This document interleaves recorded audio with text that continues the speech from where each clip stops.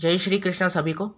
और आज की वीडियो में मैं आपको भौतिक ज्ञान और आध्यात्मिक ज्ञान में क्या डिफरेंस है, इसको हम किस तरीके से समझें, मैं अपने अकॉर्डिंग जो जिस परिभाषा से मैं अपने थ्योरी, जिस तरीके से मैंने समझा इसको, मैं अपने थ्योरी के अकॉर्डिंग आपको समझाने की कोशिश करूँगा। मैंने इसको लिखा है अपनी डायरी में। उम्मीद तो आपसे यही रहेगी कि आप समझ जाएं कि इन दोनों में डिफरेंस क्या है।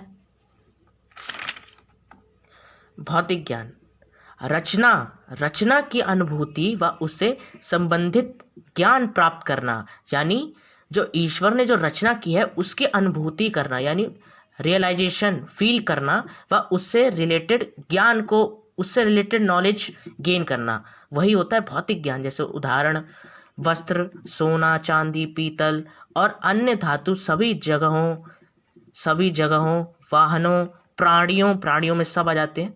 Human beings, animals, micro organisms, सभी इंसेक्ट, सब वगैरह वगैरह, अन्य सभी भौतिक ज्ञान में आता है। ये सभी भौतिक ज्ञान का ही उदाहरण है। आध्यात्मिक ज्ञान, रचनाकार। देखिए, भौतिक ज्ञान में क्या था? रचना। इसमें क्या है?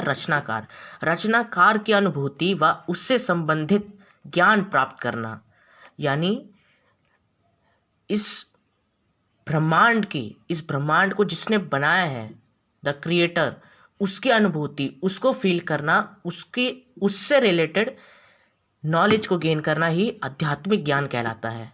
उदाहरण थोड़ा अच्छे से समझना उदाहरण को।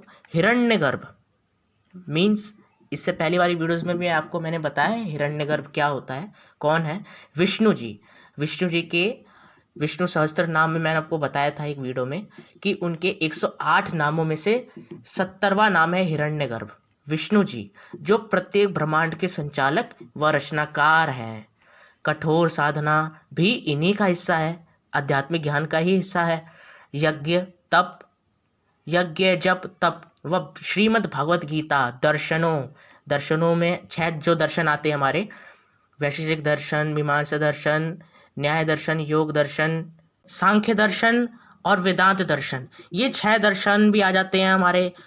वेदों, ऋग्वेद, यजुर्वेद, सामवेद, अथर्ववेद, ये भी आ जाता है। पुराण, 18 पुराण, सभी उपनिषद, 108 उपनिषदों, ग्रंथों, रामायण हो गई, जैसे महाभारत।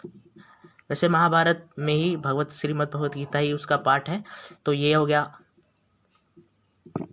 आदि सभी, इन सभी का मूल्य उद्देश्य जो मेन ऑब्जेक्टिव, मेन पर्पस जो है, वो मनुष्य को आध्यात्मिक ज्ञान प्राप्त करवाना है। इन सभी का, ये जब जितने भी ग्रंथ हैं, उपनिषद हैं, पुराण हैं, वेद हैं, दर्शन हैं, इन सब का जो मूल्य उद्देश्य है वो मनुष्य को आध्यात्मिक ज्ञान प्राप्त करवाना है। तो यही उदाहरण है आध्यात्मिक ज्ञान के। तो उम्मीद करता हूँ आपको समझ आया होगा। अगर आपको ये समझ आ गया तो आप प्लीज़ कमेंट में बता सकते हैं। अदरवाइज़ अगर आपको समझ नहीं आया तो मैं आपको कमेंट में आपको बता दूंगा और अच्छे से, या फिर मैं एक और अलग से एक और वीडियो बनाऊंगा ताकि आपको और अच्छी समझ आए। मिलते एक और नई वीडियो में, तब तक के लिए जय श्री कृष्ण।